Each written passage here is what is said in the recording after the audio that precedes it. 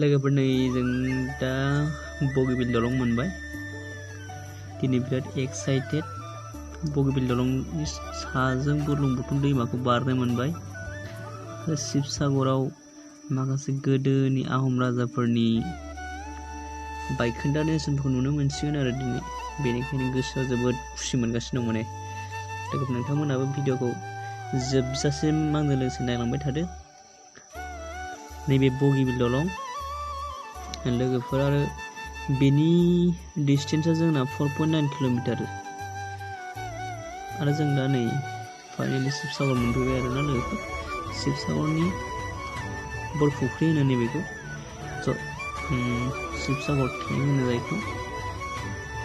दा जों नैबेजों शिबदलाव हाबनो थांगासिनो दं आरोना शिबदलनि केम्पासाव हाबहैनोसै जों दा नोंथांमोना नायलांबाय थादो भिडिअखौ लोगोफोर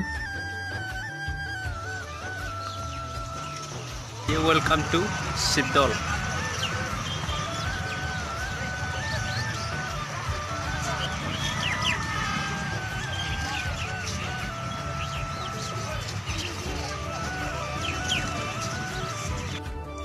लोगोफोर जोङो शिबदलखौ 1714 आरो 44 ख्रीष्टाब्दनि गेजेरावनो लुफुंनाय जादोंमोन आहम रानि अम्बिका देवी बे मन्दिरखौ लुफुंहोदोंमोन आरोना शिबसिंहनि बिसि आहम रानि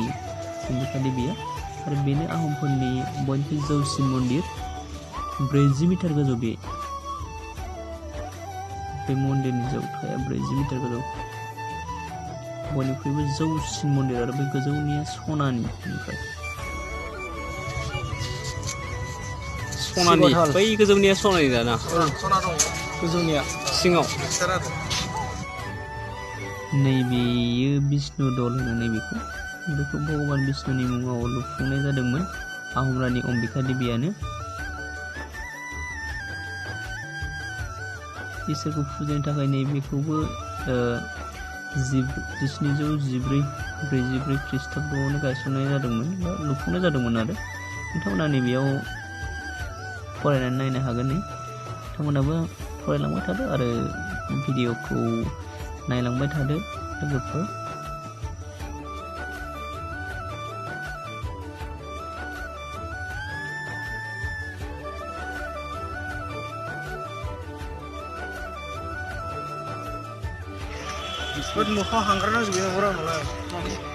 नैबाव एक्ट्रेस सानै दङ एक्ट्रेस सानै नैबाव भिडिअ लागासिनो नोंथांमोना दा नायबाय था सम 32 बो जायो एक्ट्रेस गोजा बिथांमोना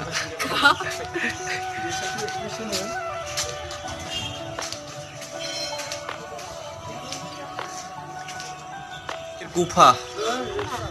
दन्दर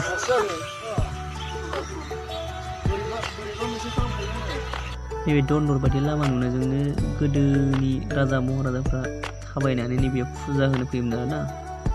लोगोफोर नै नोंथांमोना नायलांबाय था बेखौ मा दल होनो जों नायलायनोसै रायजोफोर नोंथांमोना नायलांबाय थादो भिडिअखौ नै गुफाजों हाबलायबाय आङो नैबे देबि दल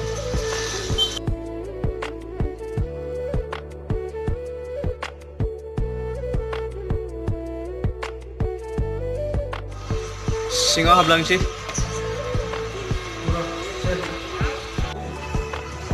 फैदांमोनलाय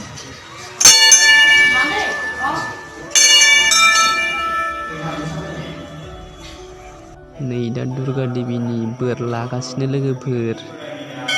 दुर्गा देवीनि बोर मोननानै गिदिर मानसि जानो हानायनि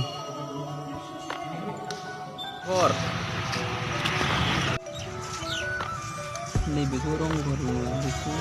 दैसायावबो नुनाय बायदि मोन्दोंमोन आं